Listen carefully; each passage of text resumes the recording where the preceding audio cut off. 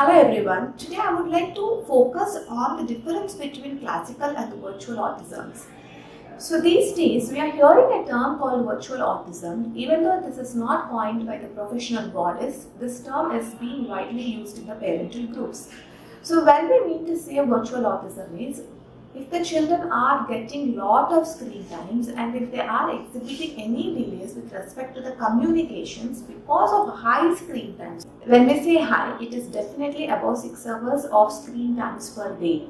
So if the children is getting such huge screen times and if they are not involving in a regular communication with the adults, with their parents, with the grandparents or any children around them, there is a high risk for these children for not achieving the milestones according to their age. And also these children might exhibit a self-engaged play wherein they try to play with themselves with some toys or they try to engage alone rather than engaging with the parents actively. They might treat the parent in the room, in the vicinity, but might not be able to go and start demanding the parental attention or might not play actively with the parent. So such children are grouped under virtual autism. But when we say classical autism, the main difference between them is classical autistic children also exhibit stimming behaviors. There would be a lot of sensory stimulatory issues which children under classical autism will exhibit. So please don't get confused. In a virtual autism children, there could, even though if the stimming is there, it would be at a very milder range. For example, they might just start toe walking, they might just start the self-engaged play.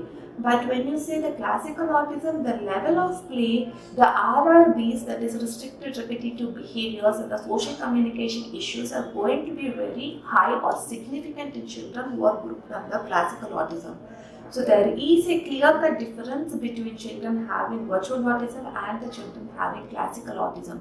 Please don't get confused. I'm seeing a lot of parents who are getting confused between these terms, and even though the child is exhibiting a lot of sensory issues or exhibiting a lot of this RRB, still parents are in the idea or the mindset that the child got this because only of the screens and they are blaming only the screens.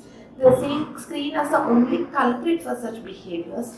But please remember that screen is just one of the factors which is attributing such behaviors, but it's not the factor which can create this autistic spectrum disorders.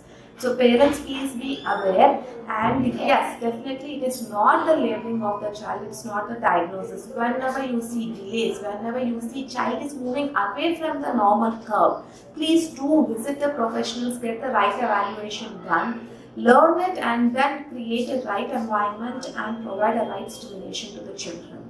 If you still have any further doubts, please do post it in our comment box. Thank you.